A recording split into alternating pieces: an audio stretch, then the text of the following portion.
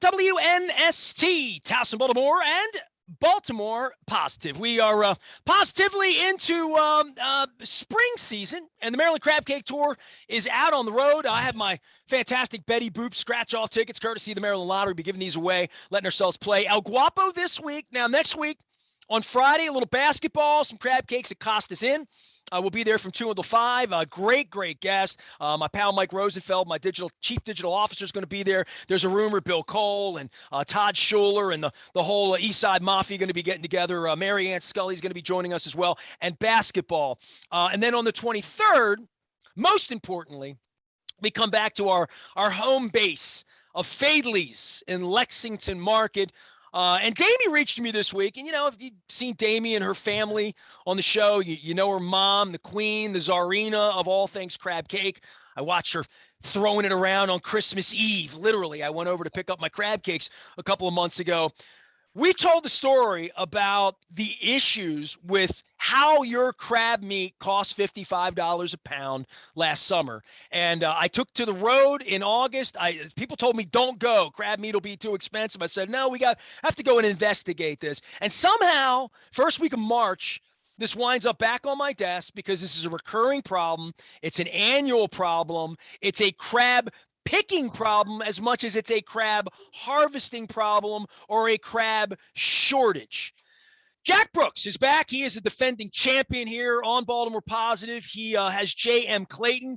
He begins the morning, and that's beautiful sunshine you see behind him that's blinding me in beautiful Cambridge, Maryland, right down there on the wharf, on the water.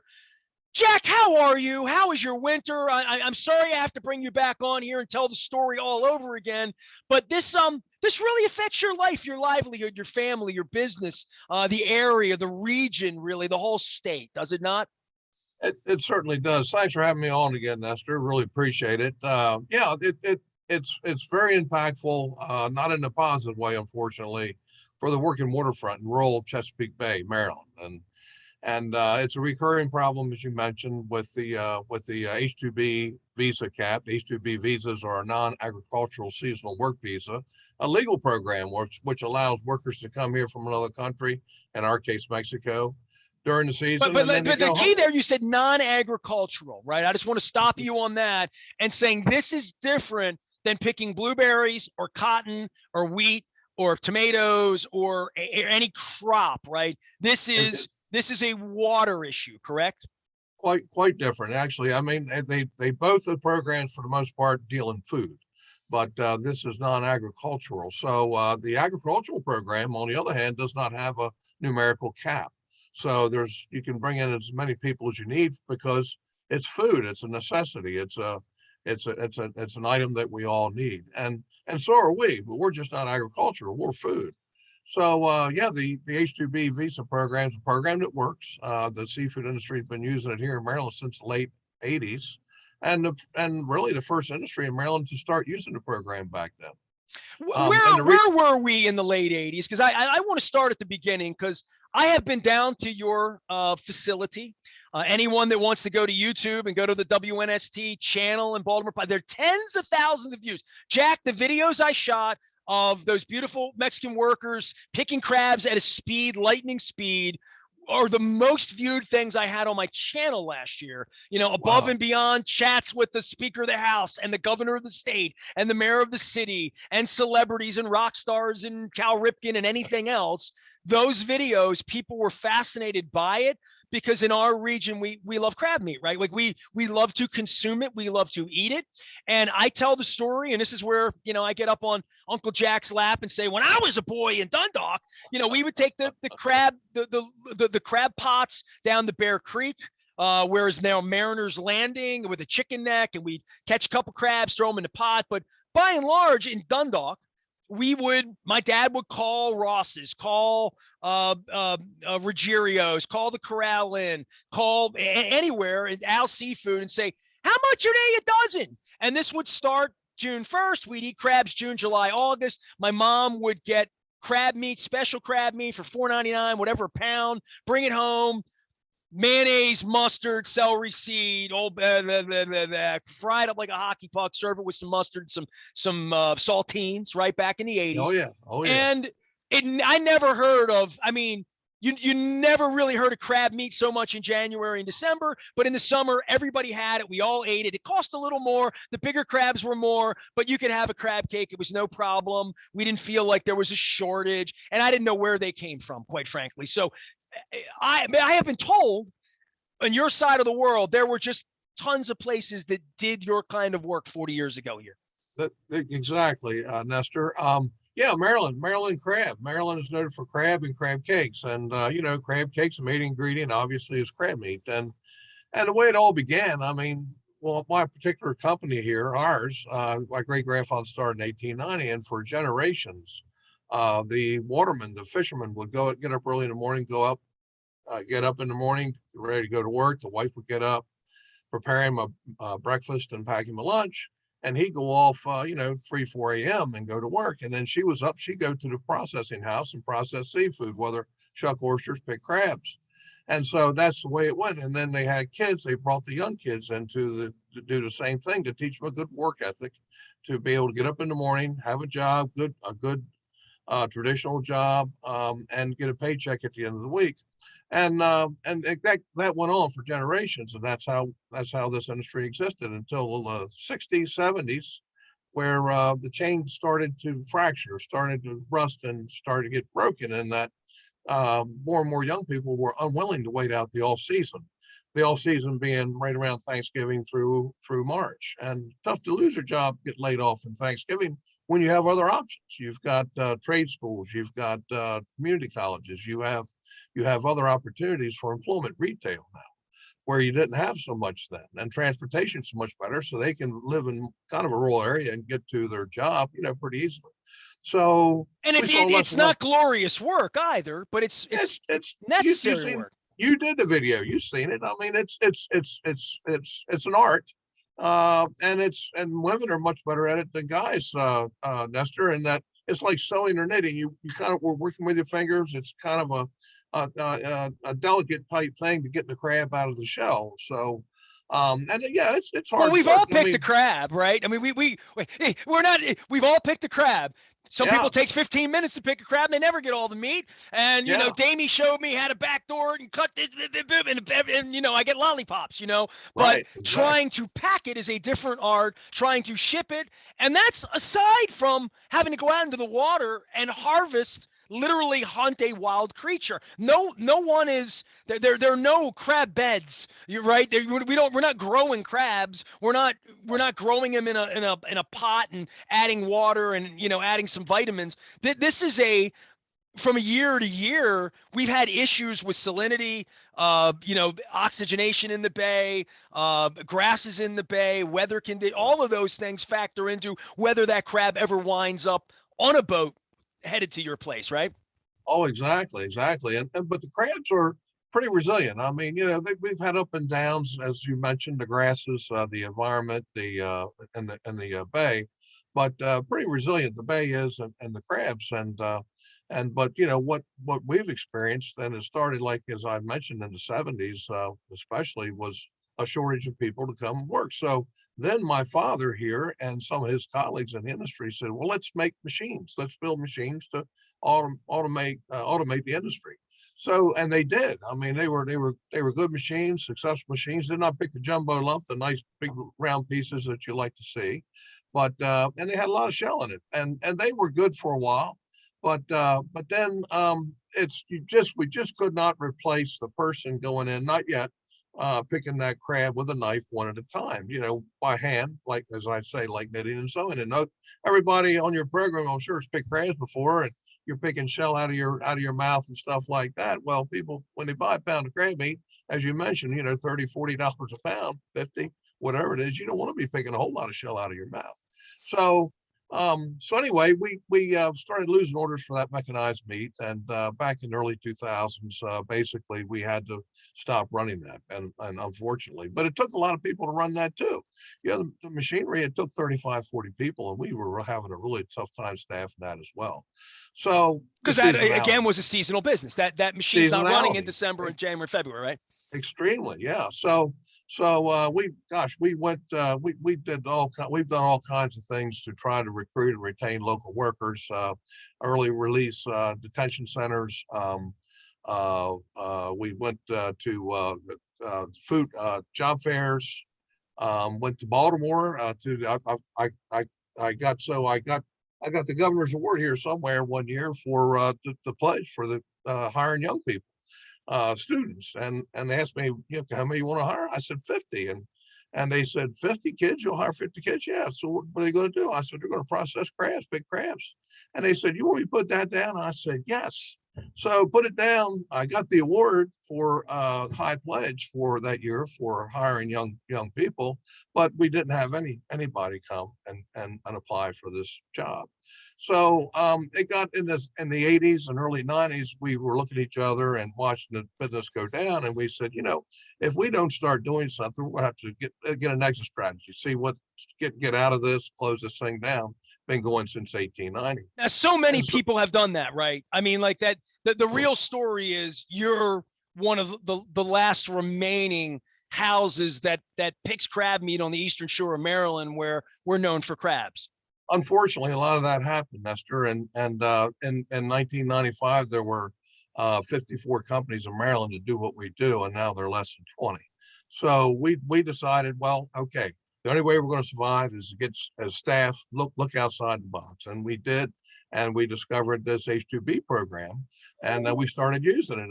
And I mentioned it's a program that works.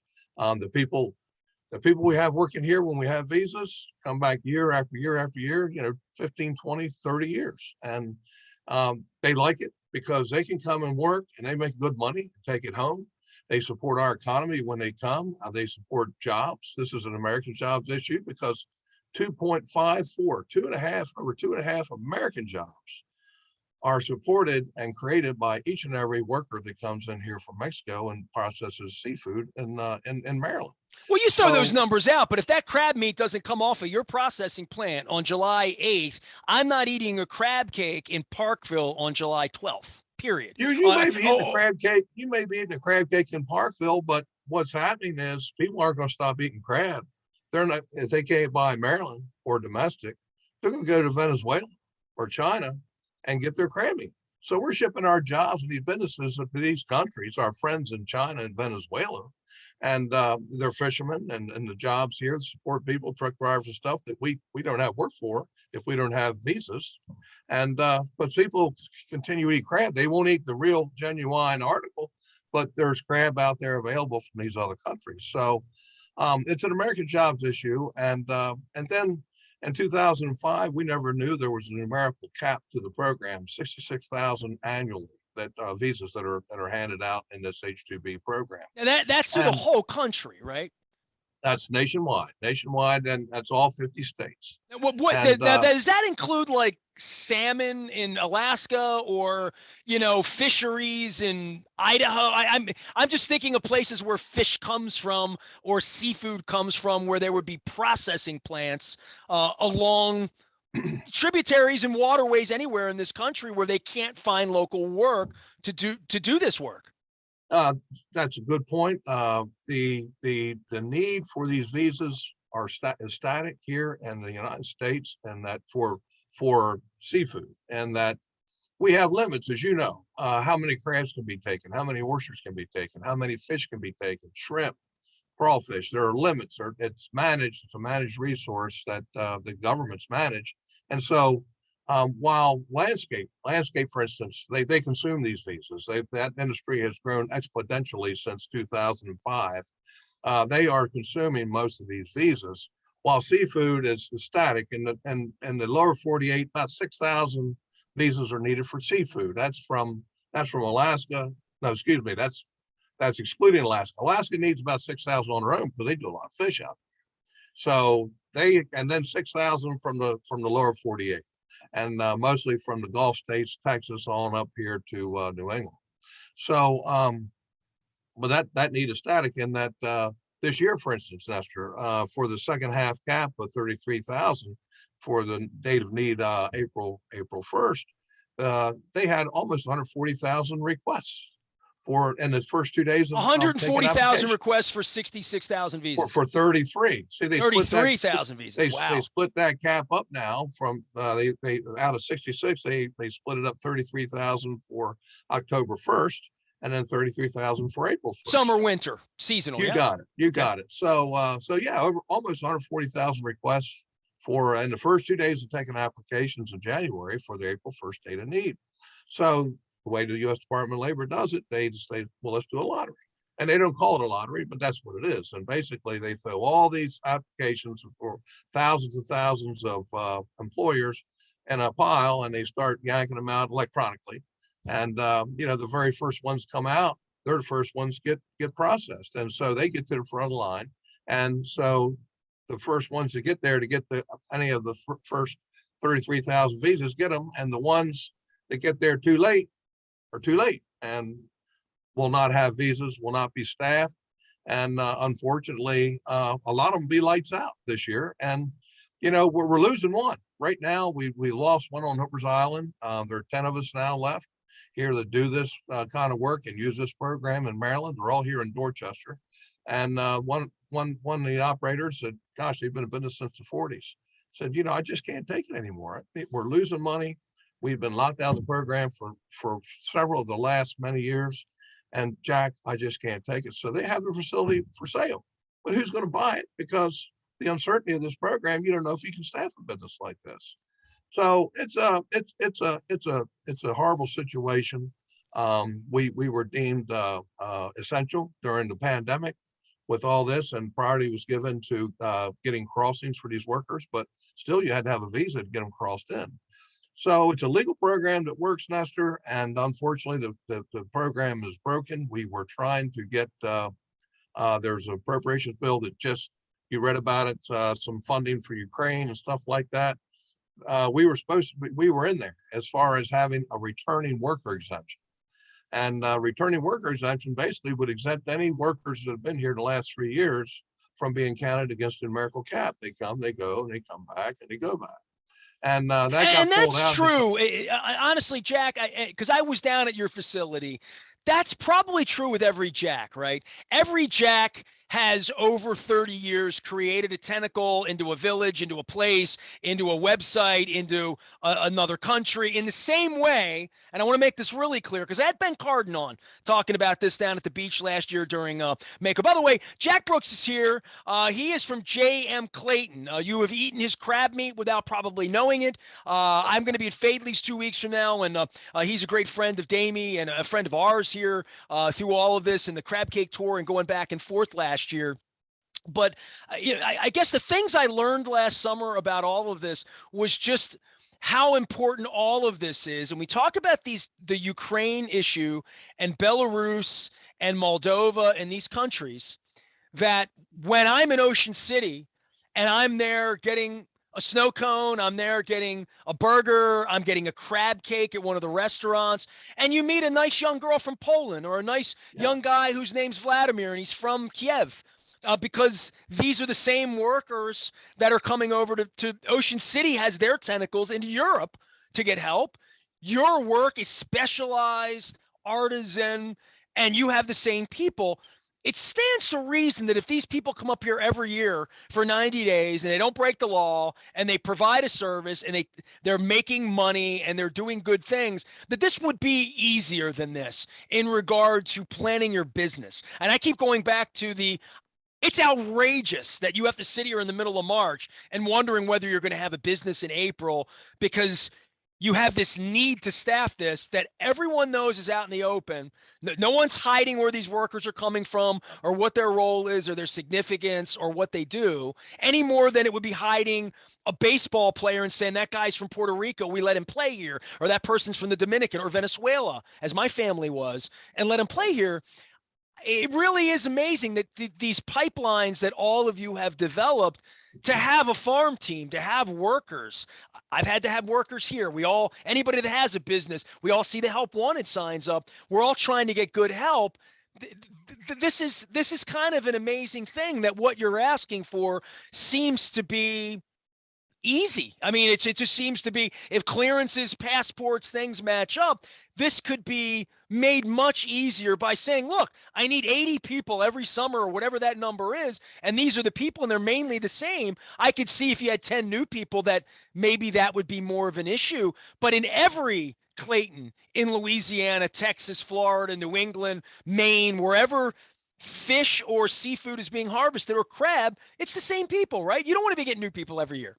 No, I mean it's they like it because they come back. They bring they'll bring their family because it's an opportunity for them, and the same for us. Again, it's a program that works. Now, ultimately, what we've been working toward, and hopefully one day that our champions here in Washington D.C. will be able to get it done. But back in 2005, when the cap first became an issue, then Senator Stevens from Alaska said, "Hey, this is a problem for my people in Alaska." At that point, Alaska was not using H2B program for processing fish. They were using the J1. The same people go to Ocean City and serve you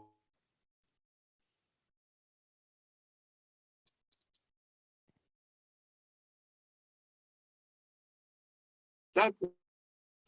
Jack, Senator we broke Stevens. up. We broke up for a second. You said the same people at the J1s in Ocean City that the Alaska program, and then you broke up. Let's start that one over. Okay, yeah. So back in I can't remember what year. That's probably 12 years ago. Up until then, the salmon processing industry was using the J1 program, which is a work and travel. It's the same program that are getting the people in down in Ocean City, as you mentioned, serving up popcorn, burgers, and things like that. Seasonal And workers, literally. you got it. And it's work and travel. It's young people. They're student. It's a student visa and things like. And it's a work and travel and learn and go back. And but they and all but the Alaska folks, the fish roe technicians that they use to certify fish eggs as caviar that came, and the certifiers had to come from Japan. They were coming under an H2B program. Well, they got locked out that year in 2005. So then Senator Stevens, who from Alaska, who was chairman of the Appropriations Committee, said, "Hey, I got to take care of this." So, and a defense bill, probably about 2.5 inches thick, they were purchasing authorization to purchase tanks and guns and a ship or two and stuff like that. They had a little phrase in there, and exempt fish roe processors from being counted against the numerical H2B cap. So they're exempt. The fish roe processors are exempt, the ones that come and certify fish eggs as fish roe or caviar. And so simply what we need to do, because we are essential, we're a food processor, we're a food producer, is we want to expand that fish roe processor and add the word seafood. We add the word seafood, that takes care of the seafood processors here in the country. So that's the end game, to try to get that done. In the short term, it's hand to mouth, trying to get like this year.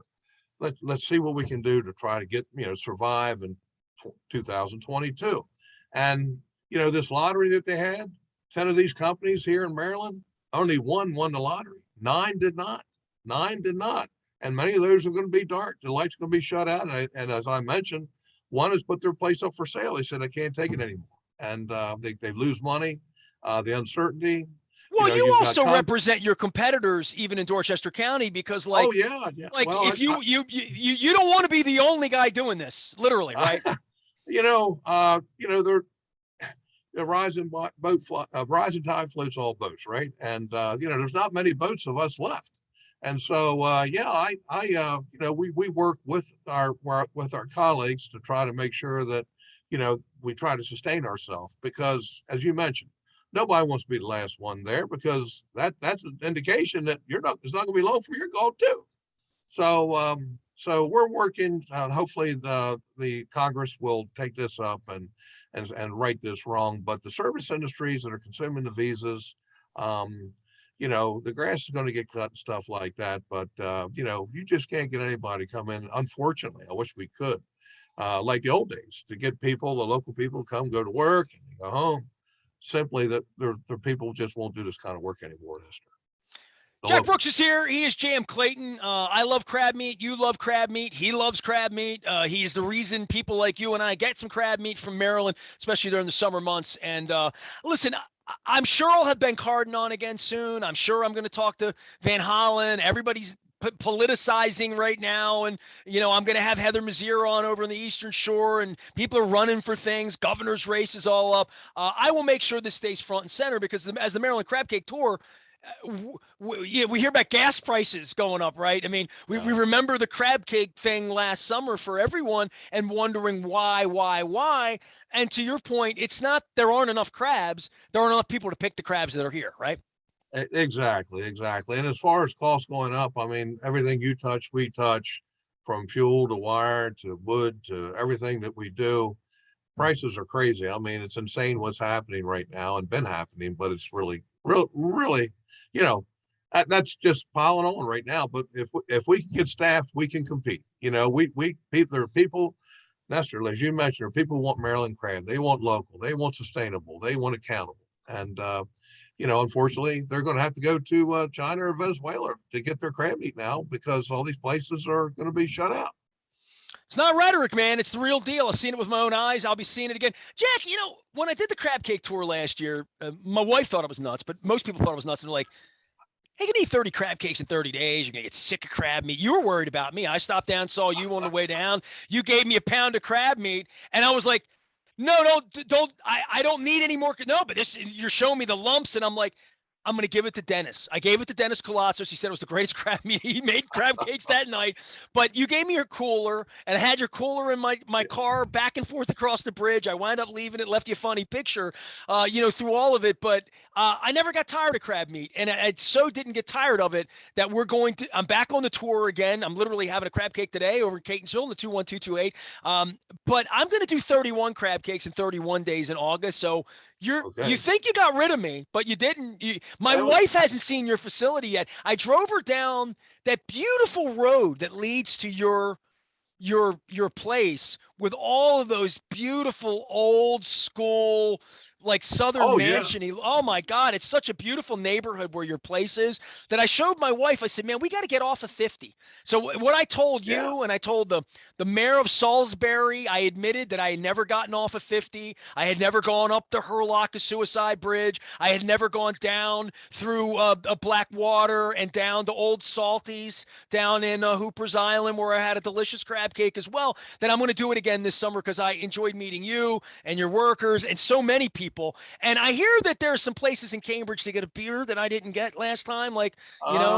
Yeah, there's a local brewery here that makes it and serves it up, and a lot of folks around here serve their stuff. So it was a lot of fun having you last year too, Nestor. So come back. We hope the lights will be on. Right now it's not looking so hot, but we look forward to seeing it. Well, rinse down that cooler. We're going to try to get you some help and get you some workers there so we can come and enjoy some delicious Maryland crab meat. Jack Brooks, defending champion here, always giving us the facts about what's going on over in the Eastern Shore and the facts about crabs and crab meat and what's happening here. And I want to give a shout out to Damie as well. We're going to be at Fadley's. I would have worn my Fadley's shirt, but it was a little chilly in here today. But I will get it out on the 23rd. We're going to be at Fadley's in the morning doing Baltimore Positive, going back to Lexington Market. We had issues. We shut the tour down for a couple of months with COVID and the Omicron, but we're back out on the road again. Really looking forward to having some great conversations. Jane Miller, Rob Roblin, Alan McCallum, Don Moeller, Damian O'Doherty, all joining us this week at El Guapo. Great guest at Costas next week, and I'm sure we'll have some great stuff for Damie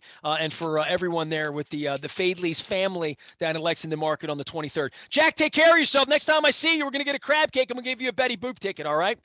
Sounds good. Thanks. You're Nestor. In Maryland and you're of the right age to win. So we appreciate that. Okay, buddy. We appreciate the lottery for sponsoring these conversations as well. And all we're doing with the Crab Cake Tour to shine a light on our state and our city and how much we love it and how much we love crab cakes around here.